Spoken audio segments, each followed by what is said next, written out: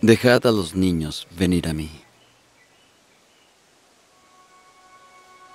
y no se lo impidáis, porque de ellos es el reino de Dios.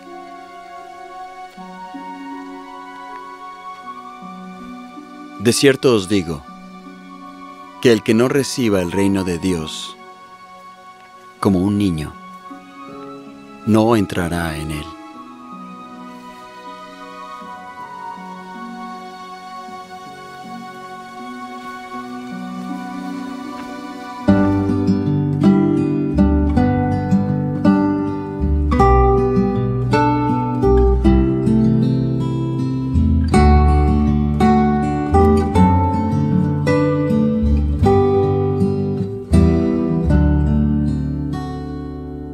Venid a Cristo, desconsolados, vuestros pesares Él llevará. Él os invita al bello puerto donde descanso habrá.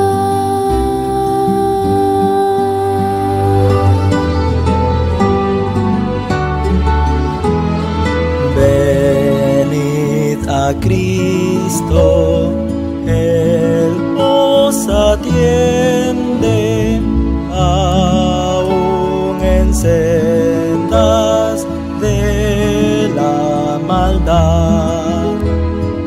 Con infinito amor Él os busca y os dará su verdad.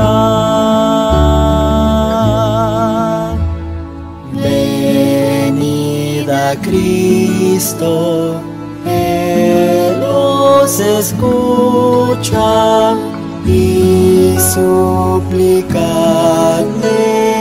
en oración.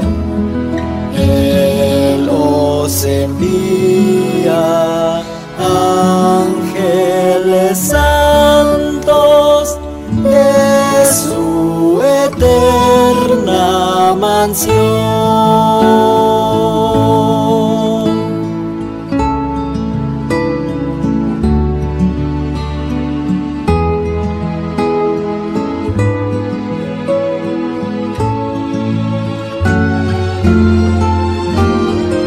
Venid a Cristo de toda tierra y de lejanas islas del mar. A todos llama su voz divina. Venid a mí a morar.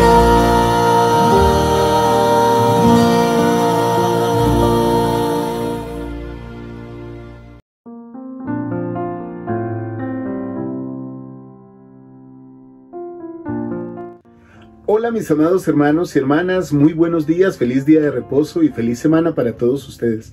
Bienvenidos a una nueva clase de Ven Sígueme del Nuevo Testamento. Hoy veremos Mateo 3, Marcos 1 y Lucas 3. Preparad el camino del Señor. Esta clase la estudiaremos desde mañana 23 de enero hasta el día 29 de enero.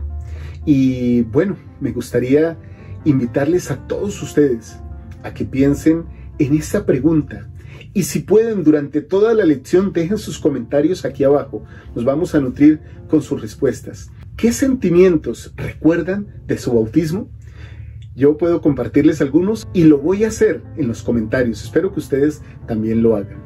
Bienvenidos, mis amados hermanos y hermanas, a esta clase, a esta aula virtual de Ven Sígueme con su hermano y servidor Walter Posada, aquí en las plataformas de Scripture Central, Central de las Escrituras.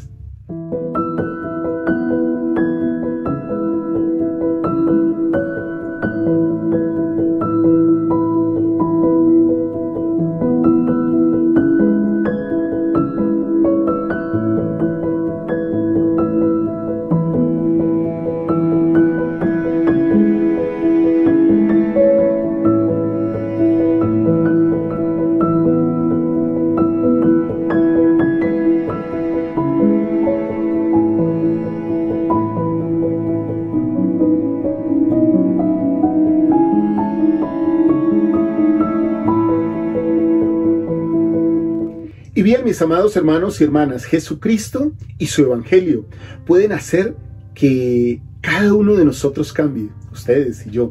De hecho, lo está haciendo. A veces no es tan perceptible, pero así lo hace. Lucas citó la antigua profecía de Isaías que describía el efecto que iba a tener la venida del Salvador. Lucas 3, en el capítulo 4 y 5 leemos lo siguiente: como está escrito en el libro de las palabras del profeta Isaías, que dice: voz que clama en el desierto, preparad el camino del Señor, enderezad sus sendas, y los caminos torcidos serán enderezados, y los caminos ásperos serán allanados. Y también el versículo 6 lo podemos agregar aquí: y verá toda carne la salvación de Dios. Este poderoso mensaje es para todos nosotros. Es incluso para quienes piensan que no pueden cambiar. Algunos de nosotros a veces decimos: yo soy así. Pero, mis amados hermanos, el arrepentimiento mismo es cambio. Si se puede aplanar algo tan fuerte, tan robusto, tan permanente como una montaña, entonces es seguro, y yo testifico, mis amados hermanos, que el Señor puede ayudarnos a enderezar nuestra vida, nuestros caminos torcidos, los vericuetos, los atajos que hemos tomado. Al aceptar la invitación de Juan el Bautista a arrepentirnos, y al cambiar, nosotros lo que hacemos es que preparamos nuestra mente y el corazón, ese corazón que debe ser de carne, para recibir a nuestro Salvador y Señor Jesucristo, de modo que también nosotros podamos ver y podamos decir: aquí está la salvación de Dios. Mis amados hermanos y hermanas, los principios que veremos esta semana que nos trae el manual de Ven Sígueme son los siguientes, y quiero repasarlos con ustedes. Primero, ¿quién era Marcos? Segundo, el arrepentimiento es un potente cambio en la manera de pensar y en el corazón. Tercero, este es muy interesante: ¿quiénes eran los fariseos y los saduceos? Cuarto principio para esta semana: Jesucristo fue bautizado para cumplir toda justicia. Y el quinto principio que nos trae el manual de Ven Sígueme esta semana es que los miembros de la Trinidad son tres seres separados. Iniciemos entonces con el principio número 1. ¿Quién era Marcos? Entre los autores de los evangelios, Marcos es de quien menos sabemos, de quien menos información tenemos. Sabemos que fue compañero misional de Pablo, de Pedro y de varios misioneros más. Imagínense los que hemos prestado misión, poder decir uno, ¿no? Yo fui compañero de Pablo, yo fui compañero de Pedro. Estuve en una zona con Santiago, estuve en una zona con Juan. Bueno, tal vez eso le pasó a Marcos. Muchos eruditos bíblicos piensan que Pedro le encargó a Marcos que hiciera un registro de los acontecimientos de la vida del Salvador. El Evangelio, según Marcos, probablemente fue escrito antes que los otros. Y podemos también ver en la guía de las Escrituras que en el Nuevo Testamento Juan Marcos era hijo de María, quien vivía en Jerusalén. Y ustedes dirán: esperen, ¿Juan Marcos? Sí, ese era el nombre. Es posible también que haya sido primo o sobrino de Bernabé. Acompañó a Pablo y a Bernabé desde Jerusalén en su primer viaje misional y se separó de ellos en Perga. Posteriormente, este apóstol del Señor acompañó a Bernabé hasta Chipre. Estuvo con Pablo en Roma y con Pedro en Babilonia y probablemente también en Roma. Finalmente estuvo con Timoteo en Efeso. El Evangelio según San Marcos, o el Evangelio según Marcos, en el Nuevo Testamento, es posible que se haya escrito bajo la dirección de Pedro. Como presidente de la iglesia le envía a uno de los apóstoles que haga este registro. Su propósito es describir a nuestro Señor como el Hijo de Dios, que vivió, trabajó, compartió con todos los hombres de su época.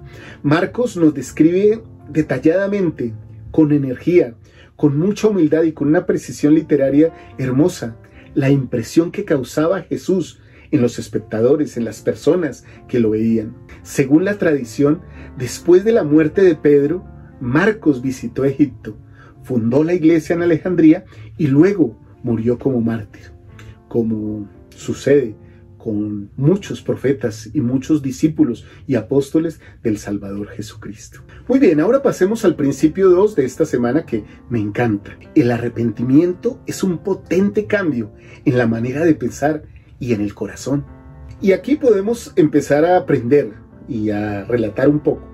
La misión de Juan el Bautista consistía en preparar el corazón de las personas para recibir al Salvador y llegar a ser más como Él. Pero, ¿cómo hizo esta obra? ¿Cómo llevó a cabo esta misión? Él proclamaba el arrepentimiento, como nos dice en Mateo en el capítulo 3, en el versículo 2, y diciendo, arrepentíos, porque el reino de los cielos se ha acercado. Y Él se valía de símbolos como el fruto y el trigo para enseñar sobre el arrepentimiento. Eso lo podemos ver también en el libro de Lucas, en el capítulo 3, en los versículos 9 y 17 hay ejemplo de estos símbolos que utilizaba Juan el Bautista para enseñar. Decía lo siguiente, y ya también el hacha está puesta a raíz de todos los árboles. Por tanto, todo árbol que no da buen fruto es cortado y echado al fuego. Este es un ejemplo hermoso, duro, de cómo nosotros podríamos ser árboles sin fruto y cuál sería la consecuencia para nuestras vidas. Seríamos rechazados y echados en el fuego, cortados. En el versículo 17 dice lo siguiente, su aventador está en su mano y limpiará su era y recogerá el trigo en su alfolí y quemará la paja en un fuego que nunca se apagará. Me gustaría que pensáramos en este momento y al leer las Escrituras esta semana, ¿qué otros símbolos o metáforas encontramos en los relatos del ministerio de Juan el Bautista? Porque realmente su momento parece pequeño en las Escrituras, pero trae mucho simbolismo que nos puede ayudar a pensar en Cristo, en cómo arrepentirnos. De hecho, mis amados hermanos, si quieren y si les es posible, márquenlos en su ejemplar de Escrituras. Hagan dibujos en ellos o en su ejemplar electrónico, en sus dispositivos también se puede resaltar. ¿Qué nos enseñan? ¿Qué les enseñan esos símbolos acerca de la doctrina y la necesidad del arrepentimiento?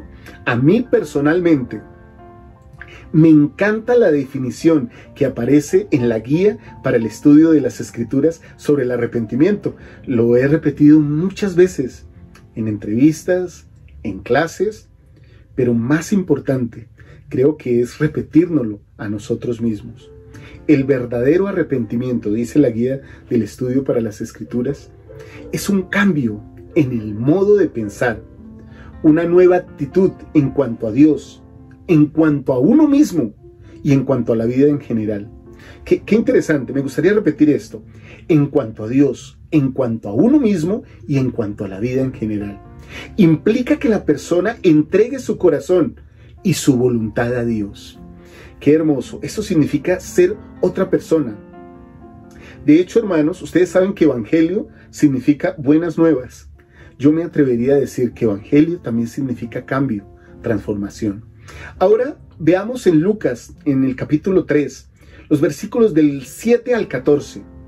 ¿Qué cambios pidió Juan que hicieran las personas en preparación para recibir a Cristo? En estos versículos nos aclara ese concepto doctrinal. ¿Qué cambios debemos hacer para estar listos para la venida de Cristo? Versículo 7. Y decía a las multitudes que salían para ser bautizadas por él: oh generación de víboras, ¿quién os enseñó a huir de la ira que vendrá? Haced pues frutos dignos de arrepentimiento.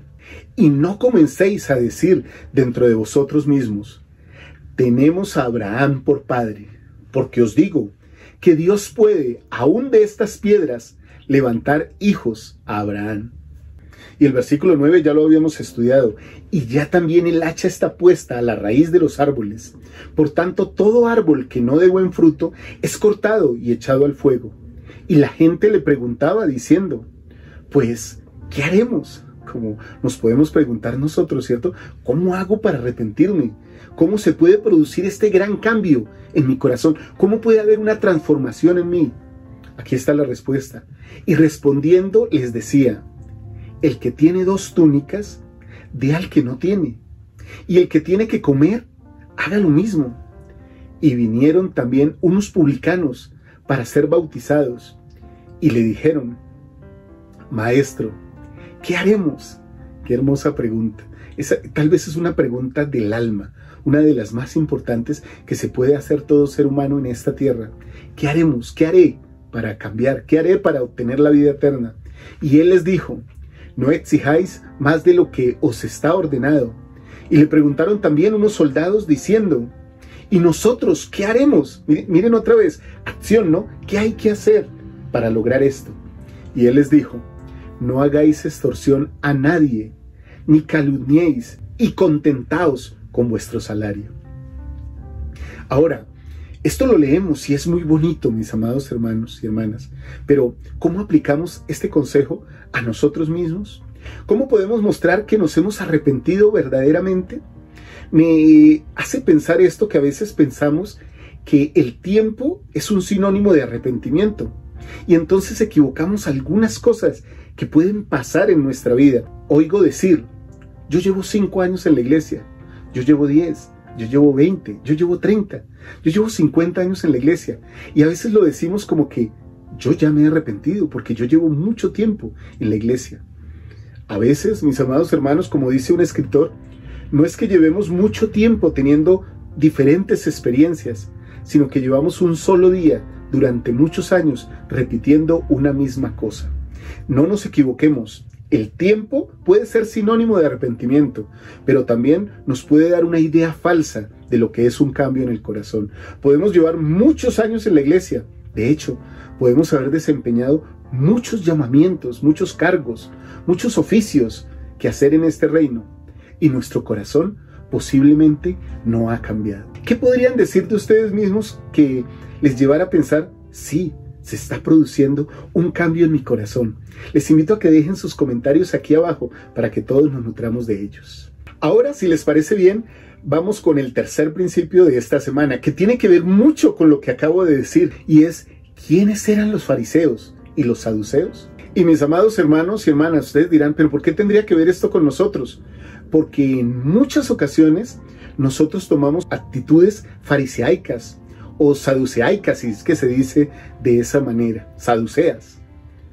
Mis amados hermanos, si conocemos quiénes eran estas personas, tal vez podamos entender cómo no caer nosotros en esas prácticas, porque puede ser que entre nosotros o aún nosotros mismos seamos fariseos o saduceos de la actualidad.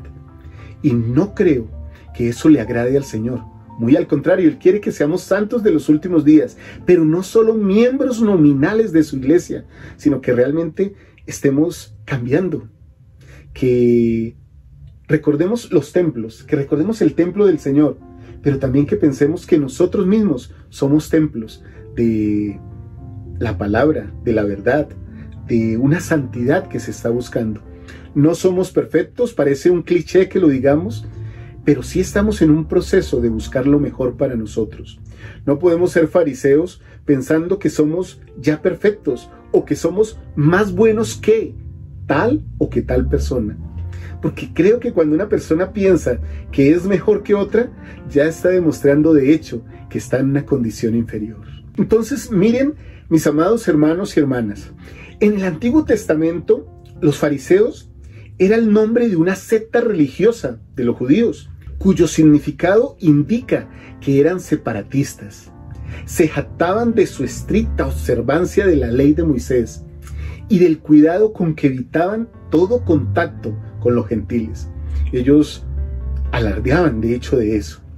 Creían en la vida después de la muerte, en la resurrección y en la existencia de ángeles y espíritus. Sostenían la autoridad de la ley y la tradición oral como de igual valor que la ley escrita. La intención de sus enseñanzas era reducir la religión a la observancia de reglas y fomentar el orgullo espiritual. O sea, vivimos y somos así con la ley, y eso nos hace sentirnos orgullosos de lo que somos. Ellos fueron la causa de que muchos judíos dudaran de Cristo y de su evangelio. Se encuentran las expresiones con que el Señor denunció a los fariseos y sus obras. Los fariseos eran los miembros de una secta religiosa de los judíos que se enorgullecían de observar estrictamente la ley de Moisés y sus ritos. Esto me hace pensar un poco, mis amados hermanos. ¿Cuántas veces leemos manuales y leemos las escrituras y de hecho las citamos como diciendo, esto está bien, esto está mal?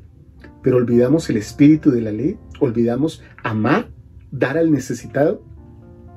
Creo que los fariseos tenían que ver mucho con los soramitas. Es como una representación en diferentes espacios y tiempos. Los soramitas oraban a Dios, le decían que se sentían orgullosos de ser mejores que sus hermanos, que ellos creían en la ley y que eran mejores personas que todos los que los rodeaban. Lo mismo hacían los fariseos. Ahora veamos un poco a los saduceos, que eran muy semejantes, aunque tenían otras creencias. Estos saduceos eran un grupo también entre los judíos, que aunque era más pequeño, era poderoso políticamente. A los saduceos se les conocía por su creencia en obedecer rígidamente la ley mosaica. O sea, ambos grupos eran rígidos a la hora de obedecer la ley. Cuando digo la palabra rígido, pienso en algunos de nosotros que somos rígidos en obedecer la ley, pero no somos igual de rígidos para ser caritativos y amorosos. Ellos rechazaban la realidad de los espíritus y los ángeles, y también rechazaban doctrinas como la resurrección y la vida eterna. Estos grupos, tanto saduceos como fariseos, se habían desviado de la intención original que tenían las leyes de Dios. Puede ser que a nosotros nos pase igual. Por eso cuando veamos a los fariseos o a los saduceos, no pensemos qué personas eran estas, sino mis actitudes, mi comportamiento se está pareciendo al de ellos, debo cambiar, debo transformarme, debo arrepentirme. Muy bien, mis amados hermanos y hermanas, el cuarto principio que vamos a ver esta semana o que vamos a estudiar es que Jesucristo fue bautizado para cumplir toda justicia. Al bautizarnos, nosotros decidimos, mis amados hermanos, seguir el ejemplo del Salvador del mundo, de nuestro Salvador Jesucristo. Así que me gustaría que recordaran la pregunta que hicimos al principio, o más bien el desafío que hicimos. ¿Qué recuerdan de su bautismo? Compartan esto. Me encanta leer cómo el libro de Mormón tiene que ver mucho con el Nuevo Testamento y con todas las Escrituras. En el libro de Mosía, en el libro de Mormón, en el capítulo 18, nos dice esto sobre el convenio del bautismo. Desde el versículo 8, y aconteció que les dijo, he aquí las aguas de Mormón, porque así se llamaban, y ya que deseáis entrar en el redil de Dios y ser llamados su pueblo, y estáis dispuestos a llevar las cargas los unos de los otros para que sean ligeras, sí, y estáis dispuestos a llorar con los que lloran, sí, y a consolar a los que necesitan de consuelo, y a ser testigos de Dios en todo tiempo, y en todas las cosas, y en todo lugar en que estuvieses, aún hasta la muerte, para que seáis redimidos por Dios, y seáis contados con los de la primera resurrección, para que tengáis vida eterna. Os digo ahora, si este es el deseo de vuestros corazones, ¿qué os impide ser bautizados en el nombre del Señor, como testimonio ante Él, que habéis concertado un convenio con Él, de que lo serviréis y guardaréis sus mandamientos, para que Él derrame su espíritu más abundantemente sobre vosotros? Y ahora bien, cuando los del pueblo hubieron oído estas palabras, batieron sus manos, aplaudieron, hermanos, de gozo, y exclamaron lo siguiente: este es el deseo de nuestros corazones. Me llama poderosamente la atención aquí ver cómo en ninguna parte dice que el discípulo verdadero es aquel que lee y lee cosas o que obtiene conocimiento. Y con esto quiero aclarar un concepto personal, hermanos. Podríamos decir primera de Walter. Nosotros estamos llamados a obtener conocimiento. Si ese conocimiento nos hace más como Jesucristo, se convierte en sabiduría. De nada nos sirve escudriñar, saber fechas, datos inéditos incluso, datos que nadie más sabe, que parezcamos eruditos, si no sonreímos con el rostro de Cristo, si no damos con el amor de Cristo, si no socorremos al necesitado, si no abrazamos con caridad, si no hablamos con palabras tiernas, difícilmente nos va a servir de nada leer las Escrituras o leer cientos de libros y de bibliotecas si nuestro corazón no ha sido más como el de Cristo. Ahora, el Señor potencia cada esfuerzo que hacemos. Y entonces me encantan de estos versículos cómo Él dice que el Espíritu se derramará más abundantemente sobre nosotros. Es el Señor, por medio de su gracia, que cada esfuerzo que hacemos, Él lo potencia para que recibamos más poder de hacer más cosas buenas, para que seamos como Él. Me gustaría ahora, en este momento, compartir 2 videos con ustedes. El primero es un video que se llama El bautismo de Jesús. Y luego, casi seguido, vamos a ver un video sobre el significado del bautismo por fuego o la confirmación para recibir el Espíritu Santo.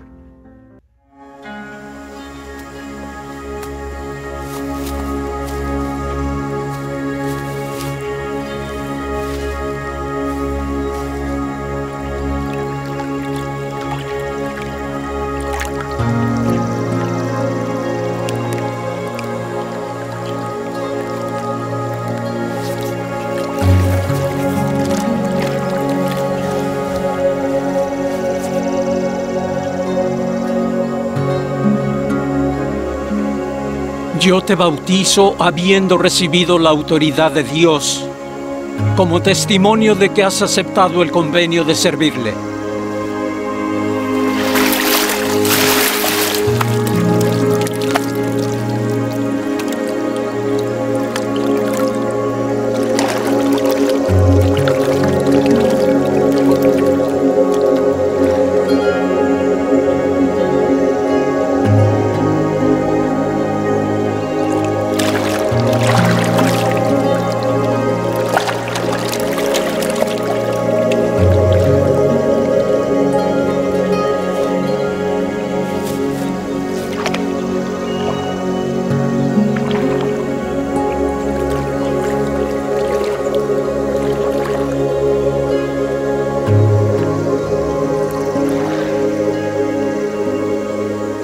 Yo necesito ser bautizado por ti.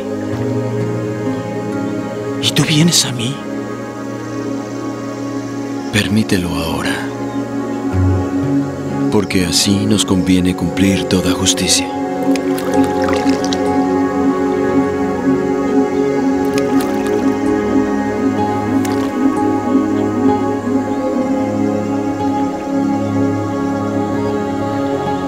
Yo te bautizo,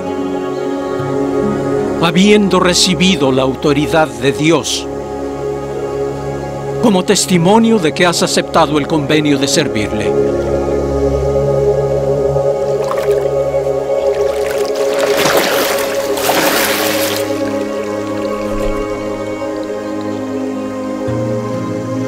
Este es mi Hijo amado, en quien me complazco.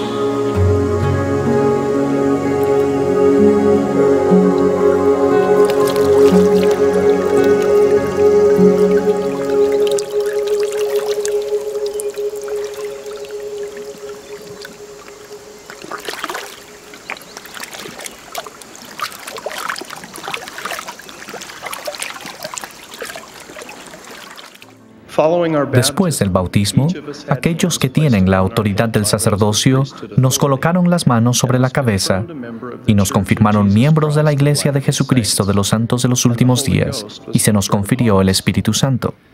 La declaración «Recibe el Espíritu Santo» en nuestra confirmación fue una directiva para esforzarnos por obtener el bautismo del Espíritu. El profeta José Smith enseñó: «Tan provechoso sería bautizar un costal de arena como a un hombre, si su bautismo no tiene por objeto la remisión de los pecados y la recepción del Espíritu Santo». El bautismo de agua no es sino medio bautismo, y no vale nada sin la otra mitad, es decir, el bautismo del Espíritu Santo. Nosotros fuimos bautizados por inmersión en el agua para la remisión de los pecados. También debemos ser bautizados por inmersión en el Espíritu del Señor. Y entonces viene una remisión de vuestros pecados por fuego y por el Espíritu Santo. Qué hermosos videos que hemos visto, y creo que tenemos mucha claridad sobre lo que son estas dos ordenanzas, la entrada a la senda de los convenios. También podemos leer un comentario del Elder Bednar sobre la senda de los convenios. Justamente él dice lo siguiente: el convenio bautismal abarca 3 cometidos fundamentales. Primero, estar dispuestos a tomar sobre nosotros el nombre de Jesucristo. Segundo, a recordarle siempre. Y tercero, a guardar sus mandamientos. La bendición prometida por honrar este convenio es que siempre podemos tener su Espíritu con nosotros. ¿A qué les recuerda esto, mis amados hermanos y hermanas? A la renovación del convenio bautismal en la Santa Cena. Cada domingo tenemos la oportunidad de renovar el bautismo, como bautizarnos nuevamente, literalmente. De modo que el bautismo es la preparación esencial para recibir la oportunidad autorizada de contar con la compañía constante del tercer miembro de la Trinidad, o sea, el Espíritu Santo. Y ya que hablamos de ese miembro de la Trinidad, el Espíritu Santo, hablemos del quinto principio de esta semana. Los miembros de la Trinidad son 3 seres separados. La Biblia contiene numerosas evidencias de que los miembros de la Trinidad son 3 seres separados. Los relatos del bautismo del Salvador son un ejemplo de ello. Y yo quiero invitarles a leer los relatos de ese bautismo del Salvador para que todos podamos meditar en lo que aprendemos acerca de la Trinidad y por qué es importante para nosotros conocer esas doctrinas. Ahora les quiero dejar como tarea los siguientes versículos para que ustedes los repasen en casa, en su noche de hogar o en familia o de manera individual. Génesis 1, versículo 26. Mateo 17, de los versículos 1 al 5. Juan 17, del versículo 1 al 3. Hechos 7, de los versículos 55 al 56. Y Doctrina y Convenios en la sección 130, el versículo 22. Ahora, mis amados hermanos y hermanas, quiero compartir con ustedes algunas invitaciones para el día de hoy antes de terminar esta clase, que tal vez pueden ayudarles a recordar, como ya lo dijimos, esos momentos y esos sentimientos hermosos de sus bautismos. Y bueno, si pueden, analicen cómo están viviendo de acuerdo al convenio bautismal que hicieron. ¿Lloran con los que lloran? ¿Socorren al necesitado? ¿Mantienen el Espíritu con ustedes? ¿Se acuerdan del Señor en todo momento? Mi testimonio, mis amados hermanos y hermanas, es que Jesucristo vive y que gracias al bautismo entramos en la senda del convenio. Luego recibimos el don del Espíritu Santo que nos potencia y nos da la fuerza para seguir constantemente cada día. Ese convenio lo renovamos en la Santa Cena. Testifico de lo bendecido que me siento cada domingo, cada día de reposo al tomar la Santa Cena y al contar con esa influencia en mi vida, a menos que lógicamente yo la rechace porque no guarde los mandamientos o porque haga cosas que no están de acuerdo con el Señor. Testifico que ese poder nos acompaña, nos mejora, nos potencia nuestras cualidades, nuestra virtud. Hace que brillemos, que tengamos más la luz de Cristo en nuestras vidas e incluso que logremos la prosperidad en Cristo, que nos transformemos en nuevas criaturas. Testifico de ello y lo dejo en el nombre de Jesucristo. Amén. Mis amados hermanos y hermanas, les invito a que puedan ver toda la programación de Central de las Escrituras, hoy día de reposo, y bueno, durante toda la semana. También les invito a que esta tarde nos acompañen a mi hija Liz y a mí en la charla dominical que todos los domingos compartimos con ustedes en nuestro canal. Ven, sígueme con Walter y Liz Posada. En esta charla dominical vamos a ampliar más el concepto de vivir y de mantener los convenios hechos en el bautismo. Es a las 6:30 hora de Colombia. También para que vean nuestro contenido, Jesucristo, su vida y su obra. Seguramente les va a gustar y lo pueden compartir porque está hecho también para personas que no son miembros de la iglesia. Les invito a que puedan seguir todas las redes sociales de Central de Jóvenes en Instagram y en TikTok. Les amo mucho. Espero que esta clase nos haya ayudado a todos a ser un poquito, al menos un poquito, más semejantes a nuestro Salvador Jesucristo. Chao, chao.